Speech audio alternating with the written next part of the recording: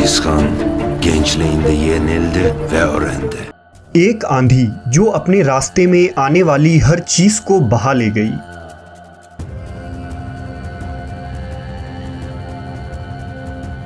पूरी दुनिया जीतने के ख्वाब को लेकर निकलने वाली भेड़िया सिफत कौम, जिसने दुनिया की सबसे बड़ी सल्तनत कायम की। मैं अपने जद चंगेज खान के नक्शे कदम पे चलते हुए पूरे जहान पे अपनी हकमियत नाफिज करना चाहता हूँ। कोई भी ताकत मुझे रोक नहीं सकती। इस्लामी रियासतों पर कहर बनकर टूटने वाला ऐसा फितना जिसने तकरीबन 6 करोड़ इंसानों की जान ले ली। मौत, तबाही और बर्बरियत का दूसरा नाम।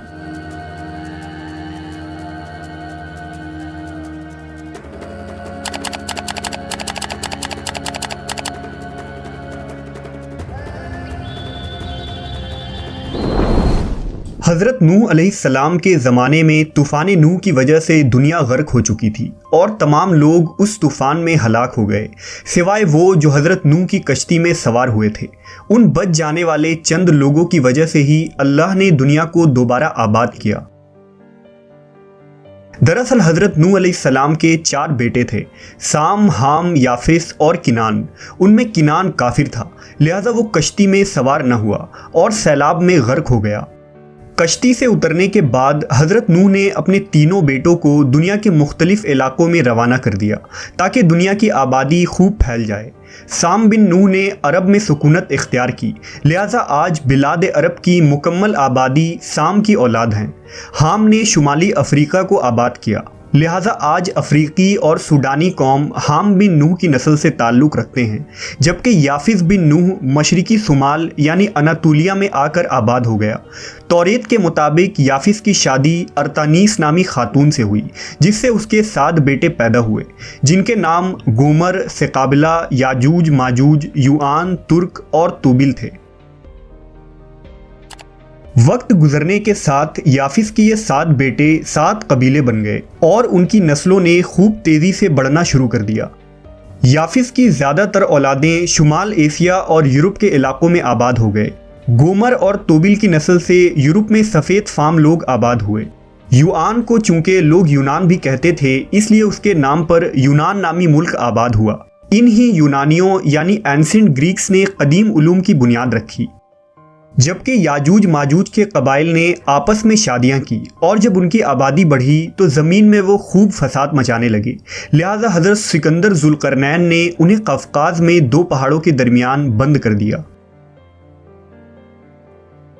याफिस के आखिरी बेटे यानी तुर्क बिन याफिस की औलादें शुमाली एशिया में आबाद हो गईं, इसलिए इस इलाके को तुर्किस्तान के नाम से याद किया जाता है। तुर्क के बेटे का नाम अल नजा था, जिसके 2 बेटे थे जिनका नाम मगूल और तातार था। उन दोनों भाइयों ने अलग अलग कबीले बसा लिए और हुकूमत के खातिर उनमें इख्तिलाफ हो गया। तुर्क ज़माना कदीम से ही बुत परस्त थे। तुर्कों के मुताबिक आसमान उनका खैमा जबकि सूरज उनका झंडा होता था। ये टेंगरी नामी देवता की इबादत करते थे, जो आंधी, बारिश और तूफ़ान लाने वाला समझा जाता था। तुर्क के बेटे तातार का कबीला मंगोलिया, सहराए गोबी, रूस और चीन में फैल रहे थे, जिनकी नस्ल में एक ताकतवर सरदार तुमना खान पैदा हुआ, जिसने खुद को मंगोल कहलवाना शुरू कर दिया और यही नाम उनकी पहचान बन गई। इस मंगोल कबीले का उरूज तब हुआ जब 1200 ईस्वी में उनमें तमुजन नामी मंगोल सरदार बना, जिसे तारीख में चंगेज़ खान के नाम से जाना जाता है। उसने 12वीं सदी में तमाम मंगोल कबीलों को इकट्ठा किया और सल्तनत मंगोल यानी मंगोलियन एम्पायर की बुनियाद रखी। चंगेज़ खान ने बहुत जल्द चीन, साइबेरिया, स्टेप और रूस के इलाके फतह कर लिए। जितने भी गांव, कस्बे और शहर मंगोल लश्कर के जद में आए, वो सब के सब तबाह हो गए। तमाम शुमाली एशिया के इलाकों को फतह करने के बाद चंगेज़ खान ने खाकान यानी अजीम खान का लक़ब इख्तियार किया। चंगेज़ खान जंगी महारत के लिहाज से सिकंदर आज़म या नेपोलियन के बराबर था। वो बड़ी ताकत, इम्तियाज़, जहानत और समझदारी का मालिक था, लेकिन बड़ा ही जालिम और जाबिर इंसान था। वो जान बख्शने या सुलह करने पर यकीन न रखता था, बल्कि कत्ल व गारत, लूट मार और खून बहाकर अपनी ताकत का सबूत देता। एशिया को फतह करने के बाद चंगेज़ खान ने इस्लामी रियासत ख्वारिज़म शाही सल्तनत पर हमला कर दिया, जो वस्त एशिया और ईरान की एक ताकतवर सल्तनत थी। ख्वारिज़म शाही की फ़ौजें मंगोलों के आगे पे दर पे शिकस्तें खाती चली गईं और इस्लामी शहर एक एक करके चंगेज़ खान की आतिश गज़ब का निशाना बनने लगा। मंगोल लश्कर ने शहरों में आग लगाकर उन्हें वीरान कर दिया। हज़ारों मर्द, औरतें और बच्चों को मौत के घाट उतार दिया गया। क़यामत की बेशुमार निशानियों में से एक निशानी इन मंगोल तातारी से मौरके के बारे में बयान की जाती है। लिहाजा हज़रत अबू हुरैरा से रिवायत है कि रसूलुल्लाह सल्लल्लाहु अलैहि वसल्लम ने फरमाया, क़यामत उस वक्त तक कायम न होगी जब तक तुम छोटी आँखों वाले, सुर्ख चेहरों वाले, चिपटी नाक वाले तुर्कों से जंग न कर लो। इस्लामी उलमा व मवर्रखीन ने इन्हीं मंगोलों के हमलों को किताबों में फितने तातार के नाम से जिक्र किया है। चंगेज़ खान के 4 बेटे थे, जिनमें ओगदाई को चंगेज़ खान की मौत के बाद खाकान बना दिया गया। ओगदाई ने अपने बाप के फतह किए हुए इलाके को मज़ीद वसी किया और चीन, रूस और शुमाली एशिया में मज़ीद फतूहात किए। ओगदाई के बाद चंगेज़ खान का पोता मंगू और हलाकू खान मुस्लिम रियासतों की तबाही का सबब बना। उस वक्त मुस्लिम दुनिया की खिलाफत अब्बासी खलीफा मुस्तअसम बिल्लाह संभाल रहे थे। सल्तनत का दारुल खिलाफा बगदाद शहर था। हलाकू खान 1257 ईस्वी के आखिर में लश्कर लेकर बगदाद पर हमला आवर हुआ और 13 दिन तक बगदाद को घेरे में लेकर रखा। आखिरकार फसील के दरवाजे खोल दिए गए और खलीफा ने हथियार डाल दिया। हलाकू खान ने खलीफा और तमाम उमरा को कत्ल कर दिया और शहर में कत्लो गारत शुरू कर दी। मवर्रिख शिराजी ने लिखा है कि मंगोल शहर में भूखे गधों की तरह फैल गए, इस तरह जैसे गजबनाक भेड़िए भेड़ों पर हल्ला बोल देते हैं। हरम की औरतें गलियों में घसीटी गईं। बच्चे, बूढ़े, जवान, हर एक का इस कदर कत्ले आम हुआ कि खोपड़ियों का एक मीनार बन गया। शहर की गलियां खून से भर गईं। दरियाए दजला के किनारों पर आबाद अलिफ लैला, शहरजाद और खलीफा हारूनुर रशीद का शहर बगदाद तबाह बर्बाद हो चुका था। जहां दिलकुशा मस्जिद, वसी कुतुब खाने, आलिशान मोहल्लात, सरसब्ज बागात, पुररौनक बाजारें, मदरसे और हमामों की कसरत थी, अब वो ईंटों का ढेर बन चुका था और बगदाद की गलियां लाशों से अटी पड़ी थी। हर तरफ धुआं, खून और अंगारे दिख रहे थे। फिजाओं में फैली बदबू से शहर मदगम हो चुकी थी। कहते हैं कि दरियाए दजला का पानी चंद दिनों तक लाल रंग में बहता रहा, जो मुसलमानों का खून था और जो गलियों से बह बह कर दरिया में शामिल हो रहा था। बगदाद की तबाही सिर्फ एक शहर की तबाही न थी, ये 1000 साला तहजीब और सकाफत की तबाही थी। मुस्लिम उम्मा का शिराजा बिखर चुका था। बगदाद खिलाफत का मरकज़ था, लिहाजा अब न मुसलमानों का कोई खिलाफत बाकी रहा और न खलीफा। लेकिन ये तबाही और जवाल अब मुसलमानों को दोबारा मुत्तहद करके उनके दोबारा उठ खड़े होने का सबब बना। मंगोल बगदाद को फतह करने के बाद छोटी छोटी मुस्लिम रियासतों पर हमला आवर हुए। ये किसी तूफ़ान की तरह हर चीज़ को बहा कर ले जा रहे थे। 1258 ईस्वी में हलाकू खान ने मंगोल फ़ौज को दमिश्क और फ़लस्तीन भेजा, लेकिन अब उनके सामने ममलूक सुल्तान रुकनुद्दीन बाइबरस मुसलमानों की ढाल बनकर खड़ा था। 1260 ईस्वी में फ़लस्तीन के मकाम ऐन जालूत में मंगोल और ममलूक फ़ौज का मुकाबला हुआ, जिसे जंग ऐन जालूत कहते हैं। इस जंग में सुल्तान बाइबरस की जवामर्दी की वजह से मुट्ठी भर मुसलमानों ने मंगोल लश्कर को शिकस्त दे दी और हलाकू खान का सिपा सालार मारा गया। इस तारीखी फतह के बाद मंगोल फ़लस्तीन से भाग खड़े हुए और बाइबरस मुस्लिम दुनिया का हीरो बन गया। तमाम इस्लामी रियासतों में ये खबर फैल गई कि हर मैदान को फतह करने वाले मंगोलों को ममलूक ने शिकस्त दे दी है। लिहाजा शाम, उर्दून, फ़लस्तीन, मिस्र, ईरान और तमाम रियासतों में मंगोलों के ख़िलाफ़ मुसलमान हुक्मरां उठ खड़े हुए। इसी दौरान अल्लाह की तरफ से मुसलमानों के साथ एक हैरत अंगेज़ वाक़या हुआ। 660 हिजरी में चंद मुस्लिम उलमा और सूफिया कराम की दावत पर चंगेज़ खान के पोते बरका खान ने इस्लाम कबूल कर लिया। बरका खान ने सुल्तान बाइबरस को ख़त लिखा कि वो अब अपने चचाजाद हलाकू खान के दीन पर नहीं है और मोहम्मद सल्लल्लाहु अलैहि वसल्लम का ग़ुलाम बन चुका है।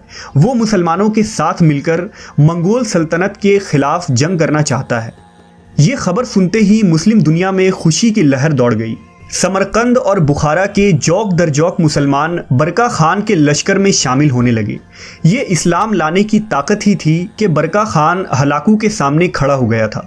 हालांकि चंगेज़ खान के कवानीन के मुताबिक मंगोल कभी आपस में जंग नहीं लड़ सकते थे। ममलूक फ़ौज ने बरका खान की रहनुमाई में गर्जिस्तान के इलाकों में हलाकू खान के साथ बहुत सारी जंगें लड़ी। बरका खान ने एशिया के मुख्तलिफ मंगोल कबीलों को भी अपने साथ मिला लिया। इस तरह मंगोल खुद दो ग्रोह में बढ़ गए, एक इस्लाम दोस्त मंगोल और दूसरे इस्लाम दुश्मन मंगोल। एक तरफ जहां तातारियों ने इस्लामी रियासतों को ताख्त तराज किया और मुस्लिम उम्मा के लिए फितना साबित हुए, वहीं दूसरी तरफ उन्हीं तातारियों यानी मंगोलों के भाई, खूनी रिश्तेदारों और उनकी औलादों ने इस्लाम कबूल करके मुसलमानों के मुहाफिज बन गए।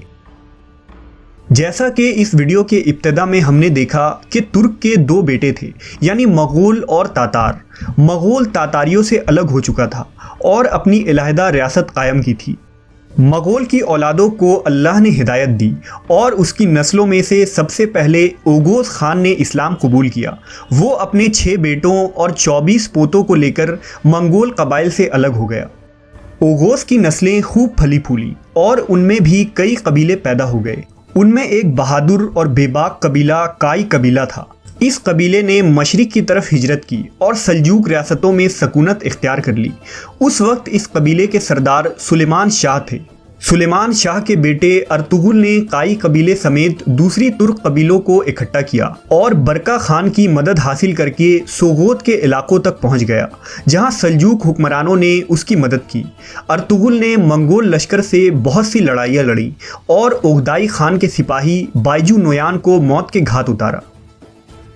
काई कबीले के इस निडर और ताकतवर सरदार के बेटे उस्मान गाजी ने खिलाफत उस्मानिया की बुनियाद रखी और इन्हीं तुर्क उस्मानियों ने 600 सालों तक हुकूमत करके मुस्लिम दुनिया की क़यादत की। वहीं ओगोस कबीले में सबसे पहले मुस्लिम हुकूमत एक ओगोस सरदार सल्जूक ने कायम की थी, जिसे सल्जूकी सल्तनत के नाम से याद किया जाता है। उनमें तुगरल बैग, अल्प अरसलान, मलिक शाह जैसे अजीम फातह पैदा हुए, जिन्होंने मुस्लिम दुनिया को एक मरकज़ पर जमा किया और लंबे अरसे तक उम्मत की क़यादत की। इसी तरह हमने देखा कि तातारी मंगोल का सबसे पहला सरदार तुमना खान था। मंगोल सरदार तुमना खान के यहाँ जुड़वा बेटे कुबुल खान और काजूली बहादुर पैदा हुए थे। कुबुल खान की नस्ल से चौथी पुश्त में चंगेज़ खान था और दूसरे बेटे काजूली बहादुर की नस्ल से अमीर तैमूर पैदा हुआ, जो 14वीं सदी ईस्वी में एशिया का सबसे बड़ा मुस्लिम फातह था और जिसने तैमूरी सल्तनत की बुनियाद रखी। तैमूर की छठी पुश्त से फरगाना में ज़हीरुद्दीन मोहम्मद बाबर की पैदाइश हुई, जिसने 1526 ईस्वी में हिंदुस्तान में मुगलिया सल्तनत की बुनियाद रखी, जो तकरीबन 300 सालों तक हिंद की सरजमीन पर पूरे आबोताब के साथ चमकता रहा। दरअसल मुग़ल मंगोल की ही बदली हुई शक्ल है। मंगोलों के अरब ममालिक पर हमलों और कब्ज़े के बाद लफ्ज़ मंगोल मुग़ल में तब्दील हो गया और यही नाम हिंदुस्तान में मशहूर हुआ, जबकि मुग़ल शहनशाह खुद को तैमूरी तुर्क भी लिखा करते थे। मंगोलों में 1280 तक मंगू खान, उसकी औलादें, हलाकू खान का पोता तकुदार आगलन और चुगताई की औलादें मुसलमान हो गईं। खाकान मंगोल के बड़े बड़े सरदार इस्लाम कबूल करने लगे और 1304 ईस्वी तक अज़बक खान के इस्लाम लाने के बाद पूरी मंगोल हुकूमत इस्लाम में दाखिल हो गई और उन्होंने अपनी रियासतों में इस्लामी कानून को नाफिज किया। वक्त गुजर जाता है। इंसानी फितरत में सोना, जागना, खाना पीना, चलना बैठना और माजी को याद रखना शामिल है, लेकिन गुजरे वक्त को भूल जाना भी इंसानी फितरत में शामिल है। अगर इंसान गुजरे वक्त के दुख और परेशानियों को ना भूल सकता तो जीना और मुस्तकबिल का सफ़र मुश्किल हो जाता। लेकिन तारीख़ को दोहराकर उससे सीखे गए सबक को याद रखना ही तारीख़ के मुताले का असल हदफ है।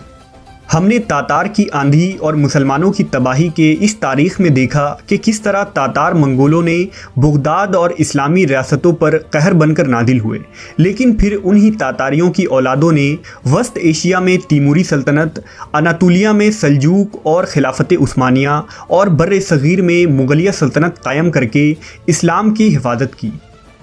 इस्लाम के सबसे बड़े दुश्मन तातारों ने मुस्लिम रियासतों को फतह किया, जबकि खुद इस्लाम ने उन तातारियों को फतह कर लिया और वो इस्लाम के मुहाफिज बन गए।